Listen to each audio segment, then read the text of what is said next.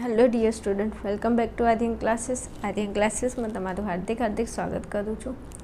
ચલો, ધોરણ 9 અને વિષય આપણો સંસ્કૃતનું પેપર સોલ્યુશન આજના વિડીયોમાં આપણે જોવાના છીએ.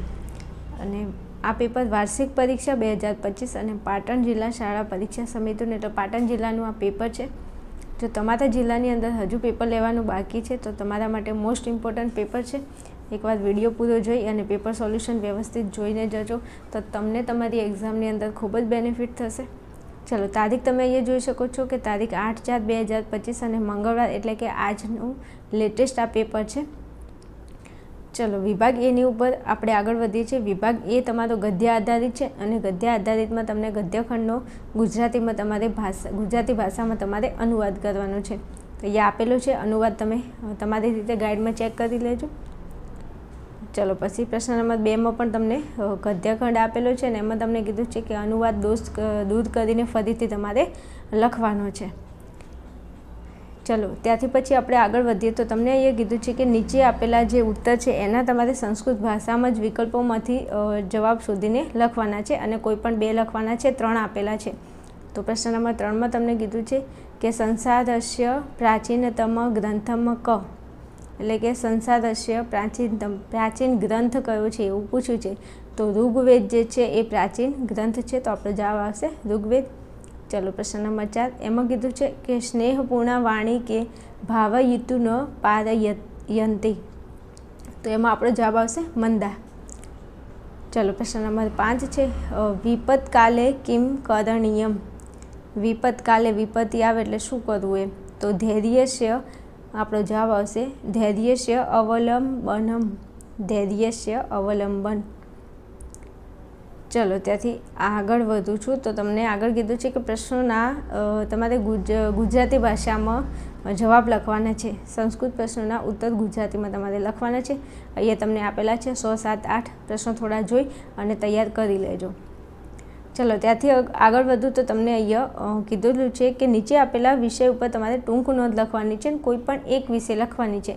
તો વલ્લભી વિદ્યાલય અને આચાર્ય ચરક, આમાંથી તમારે કોઈ પણ એક લખવાની છે અને બંને આવડે એવી છે. એકવાર જોઈને થોડું ચેક કરી અને પછી જવાનું એમ. ચલો, ત્યાંથી આગળ વધવું છે તો તમારે ગદ્યખંડ વાંચીને પ્રશ્નોના ઉત્તરો તમારે સંસ્કૃતમાં લખવાના છે. આ ગદ્યખંડને પહેલાં વાંચવાનો છે અને પછી તેના પ્રશ્નોના જવાબ તમારે લખવાના છે. તો મને જેટલા મળ્યા છે મેં એ લખી દીધા છે.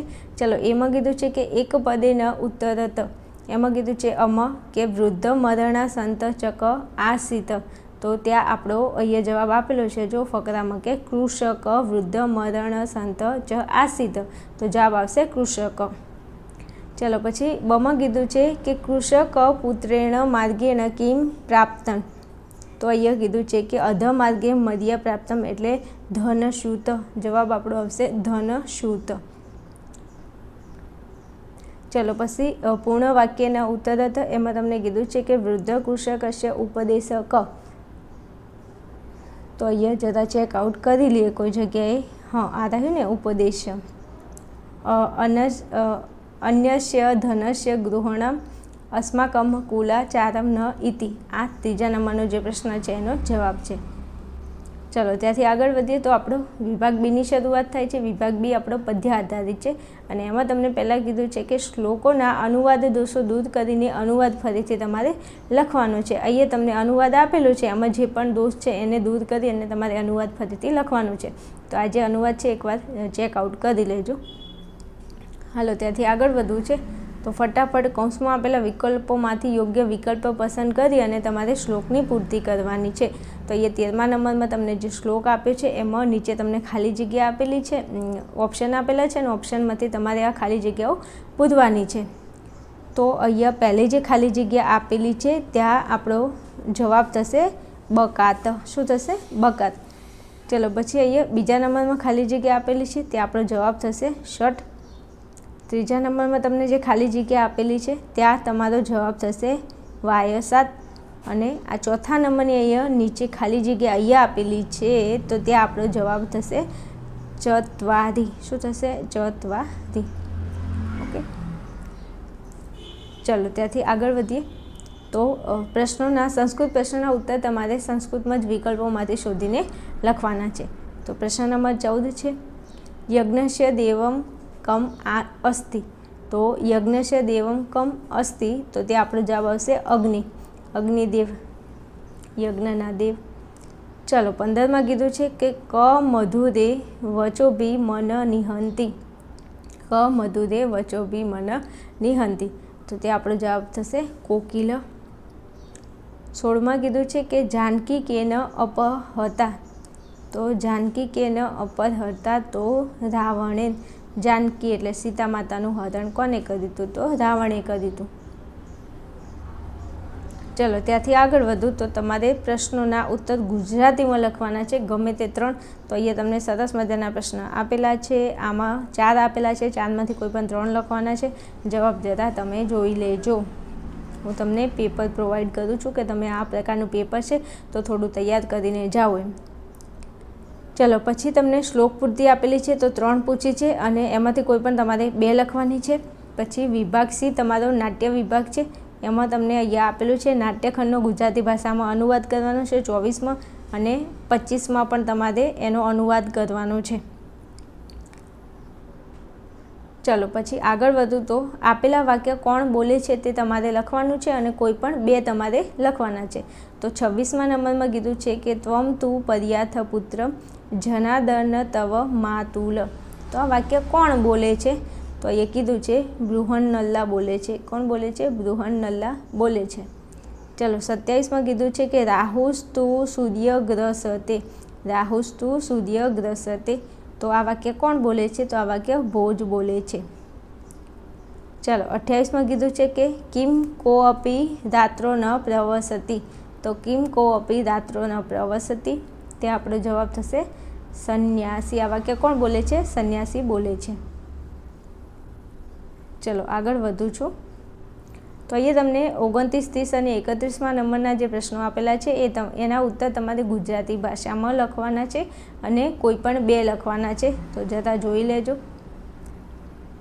ચલો પછી પેપરની અંદર તમને નીચે આપેલા વિષય ઉપર તમારે ટૂંક નોંધ લખવાની છે અને કોઈ પણ 2 લખવાની છે. તમને જે આવડે એ 2 ટૂંક નોંધ તમે લખી શકો છો. તો 32, 33 અને 34માં રાજા ભોજ, દ્વારપાળની પ્રામાણિકતા, રાજકુમાર અભિમન્યુ, તો આ 3 શૈલી છે આવડે એવી છે, એકવાર જોઈ લેજો જરા. ચલો પછી તમને શું કીધું છે કે નીચે આપેલા પદોનો ઉપયોગ કરી તમારે વાક્ય બનાવવાનું છે અને કોઈ પણ 2 વાક્ય બનાવવાના છે. તો અહીંયા તમને પદો આપેલા છે એનો ઉપયોગ કરીને વાક્ય બનાવવાનું છે. રાજા યુવકને જોવે છે, ગણેશ શ્લોક લખે છે અને હું અભિમન્યુ છું, એનું તમારે વાક્ય બનાવવાનું છે. ચલો ત્યાંથી આગળ વધું તો વિભાગ ડી વ્યાકરણ વિભાગ છે અને વ્યાકરણની અંદર તમને અહીંયા કીધું છે કે સૂચના મુજબ તમારે ઉત્તરો લખવાના છે, રાઈટ. ઓકે, તો કંઈ વાંધો નહીં, જોઈ લઈએ આપણે. અહીંયા છે અંબા શબ્દસ્ય સમાનાર્થી શબ્દમ, એટલે અંબા જે છે એનો તમારે સમાનાર્થી શબ્દ લખવાનો છે. તો અંબાનું સમાનાર્થી થશે માતા. 39માં તમને કીધું છે કે મંડનમ, એમાં શબ્દનો તમારે વિરોધાર્થી શબ્દ લખવાનો છે. તો જરા આનો જવાબ તમે મને કોમેન્ટની અંદર જણાવજો, મને મળ્યો નથી એટલા માટે, રાઈટ. ચલો 40માં કીધું છે કે અધોદતેભ્ય ક્રિયાપદેભ્ય વર્તમાન કાલસ્ય મધ્યમ પુરુષય એકવચનસ્ય રૂપમ ચિત્વા લિખિત. તો અહીંયા જે આપેલો છે તમને એનું તમારે શું કરવાનું છે, વર્તમાન કાળમાં તમારે એનો મધ્ય પુરુષનું એકવચન રૂપ તમારે લખવાનું છે. તો ત્યાં આપણો જવાબ થશે સુકનો પીસીસ. શું થશે? સુકનો પીસીસ. ચલો 41માં કીધું છે કે સામાન્ય ભવિષ્ય કાલસ્ય અન્ય પુરુષય દ્વિવચનસ્ય રૂપ ચિત્વા લિખિત. તો તમારે ભવિષ્યકાળનું અન્ય પુરુષનું દ્વિવચન રૂપ લખવાનું છે. એમાં અહીંયા કીધું છે કે જવાબ તમારો થશે કરિષ્યત. શું થશે? કરિષ્યત. ચલો ત્યાંથી આગળ વધું છું. તો પ્રશ્ન નંબર આપણો 42 છે. 42માં તમને કીધું છે કે સ્મ પ્રયોગમ કૃત્વા વાક્યમ પુનઃ લિખિત. તો વાક્ય તમારે ફરીથી લખવાનું છે. અહીંયા વાક્ય આપેલું છે તત્ર વિહંગા રાત્રો અવસનમ. તો એનું થશે તત્ર વિહંગામ રાત્રો વસંતી સ્મ. અહીંયા જે વાક્ય આપેલું છે એનું તમારે ફરીથી સ્વનો પ્રયોગ કરીને વાક્ય ફરીથી લખવાનું છે. ચલો આગળ વધુ તો પ્રશ્ન નંબર 43માં તમને કીધું છે કે પુલ્લિંગ શબ્દ તમારે આપવાનો છે. જોઈએ છે શબ્દેભ્ય પુલ્લિંગ શબ્દ. તો અહીંયા આપેલા છે એમાંથી ક્ર ક ચ એ છે પુલ્લિંગ શબ્દ. 44માં તમારે સ્ત્રીલિંગ શબ્દ લખવાનો છે. તો અહીંયા ક્યાંય આપેલો નહોતો પણ સાઈડમાં લખાયું છે જનની. આ જનની છે એ સ્ત્રીલિંગ શબ્દ છે. 45માં તમારે નપુંસકલિંગ શબ્દ શોધીને લખવાનો છે. તો અહીંયા પુસ્તકમ એ છે નપુંસકલિંગ શબ્દ છે પુસ્તકમ. ચલો 46માં તમને કીધું છે કે નામરૂપેભ્ય ષષ્ઠી વિભક્તિ એકવચનસ્ય. તમારે ષષ્ઠી વિભક્તિનું રૂપ તમારે એકવચનનું કહેવાનું છે. તો ત્યાં તમારો જવાબ થશે તાતસ્ય. 3 ઓપ્શનમાંથી જવાબ આપણો આવશે તાતસ્ય. ચલો 47માં કીધું છે કે સપ્તમી વિભક્તિ એકવચનસ્ય રૂપ. સપ્તમી વિભક્તિનું એકવચન રૂપ તમારે લખવાનું છે. તો અહીંયા સપ્તમી વિભક્તિનું એકવચન રૂપ તમે મને કોમેન્ટની અંદર જણાવજો. પ્રશ્નનો જવાબ મને મળ્યો નથી. ચલો 48માં તમને કીધું છે કે વિકલ્પ આપેલા છે એમાંથી તમારે અવ્યવ પદ ચિત્વા રિક્ત સ્થાન પૂરત. તમારે અહીંયા 3 ઓપ્શનમાંથી કોઈ પણ સાચો ઓપ્શન પસંદ કરી અને આ પંક્તિ પૂરવાની છે. તો અયમ અપી સંસ્કૃત ભાષાયા ખાલી જગ્યા ગ્રંથ. તો એવમ જવાબ આવશે એવમ ગ્રંથમ. ચલો ત્યાંથી આગળ વધવું છે. તો તમારે કૃદંતનો પ્રકાર શોધીને લખવાનો છે. શું કીધું છે? કૃદંતનો પ્રકાર શોધીને લખવાનો છે, જેની નીચે લાઈન કરેલી છે. તો 49માં મેઘસ્ય પ્રતીક્ષામ કર્તુમ અહર્ષિત્વમ. તો આનું તમારે કૃદંતનો પ્રકાર કહેવાનો છે. તો અહીંયા કૃદંત થશે હેત્વર્થ કૃદંત. 50માં તમને કીધું છે કે મનસા વિષ્ણુ, પછી નીચે અંડરલાઈન છે પ્રણમ્ય ચ પાંડિત્ય પ્રદર્શયન. તો ત્યાં કૃદંતનો પ્રકાર થશે સંબંધક ભૂત કૃદંત. અહીંયા જે ઓપ્શન પ્રશ્ન નીચે અંડરલાઈન છે જે શબ્દની નીચે, તો એનું કૃદંત થાય છે સંબંધક ભૂત કૃદંત. ચલો પછી 51માં તમને કીધું છે કે સંધિ વિચ્છેદ એટલે સંધિ તમારે છોડવાની છે. અહીંયા છે અસ્થિતિ. શું છે? અસ્થિતિ. તો અસ્થિ વત્તા ઇતિ. સંધિ છોડો તો થશે અસ્થિ વત્તા ઇતિ. ચલો 52માં કીધું છે કે સિંધુયુક્ત પદ દતેભ્ય વિકલ્પેભ્ય ચિત્વા લિખિત. તો અહીંયા તમારે સંધિયુક્ત પદ એટલે સંધિ તમારે છૂટી છે અને જોડવાની છે. તો તુર વત્તા અહમ છે, તો એનું થશે તુરાહમ. શું? તુરાહમ. ચલો 53માં તમને અહીંયા કીધું છે કે સામાસિક પદસ્ય સમાસ પ્રકારમ વિકલ્પે. તો સમાસનો પ્રકાર તમારે શોધીને લખવાનો છે. અહીંયા શબ્દ આપેલો છે સ્થિરમતી ગુણમતી. શું? સ્થિરમતી ગુણમતી. તો એનો સમાસ શું થાય છે? તો ઇતરેતર દ્વંદ્વ સમાસ. સમાસના દ્વંદ્વ સમાસ છે એના અલગ અલગ પ્રકાર પડે છે. ઇતરેતર, સમાહાર, દ્વંદ્વ સમાસ. તો અહીંયા જવાબ આવશે ઇતરેતર દ્વંદ્વ સમાસ. ચલો પછી લાસ્ટમાં આપણો વિભાગ ઈ છે. વિભાગ ઈની અંદર આપણને કીધું છે કે નીચે આપેલા જે વાક્યો છે એને કથાન ક્રમાનુસાર તમારે ગોઠવીને લખવાના છે. તો આમાં તો સરસ મજાની ટ્રીક આપેલી છે. પહેલેથી અહીંયા શરૂઆત થાય છે, પહેલેથી તમારે નીચેથી શરૂઆત કરવાની છે. છેલ્લું છે એ 1 નંબર છે, પછી સી છે એ 2 નંબરમાં આવશે, પછી બી છે એ 3 નંબરમાં આવશે, એ છે એ 4 નંબરમાં આવશે, જે મેં અહીંયા લખીને જ રાખ્યું છે. આ જે વાક્ય છે 1 નંબરનું છે, આ 2 નંબરનું છે, આ 3 અને આ 4થા નંબરનું છે. આવી રીતે કાળ પ્રમાણે ક્રમાનુસાર તમારે ગોઠવવાના છે. ચલો પછી તમને કીધું છે કે ગદ્યખંડ વાંચીને તમારે પ્રશ્નોના જવાબ લખવાના છે. જરા સ્ક્રીનશોટ લઈ લેશો અને પ્રશ્નોના જવાબ થોડા જોઈ લેજો. ચલો આગળ વધુ તો તમારે કર્તા સાથે યોગ્ય કૃતિ જોડીને લખવાની છે. કોઈ પણ 2 કીધું છે.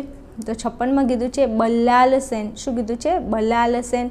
તો એનું થશે પંચતંત્ર. બલ્લાલ સેને કઈ કૃતિ લખી હતી? તો કે પંચતંત્ર. અહીંયા બાજુમાં મેં લખેલું છે. ચલો પછી પંડિત નારાયણ. તો નારાયણે શું લખ્યું છે? તો ભોજ પ્રબંધ લખ્યું છે નારાયણે. અહીંયા આવશે નારાયણ. સીમા 58માં કીધું છે પંડિત વિષ્ણુ શર્મા. તો પંડિત વિષ્ણુ શર્માએ શું લખ્યું છે? હિતોપદેશ લખ્યું છે. તો સરસ મજાનું છે, આવડે એવું છે કર્તા અને તેની કૃતિઓ.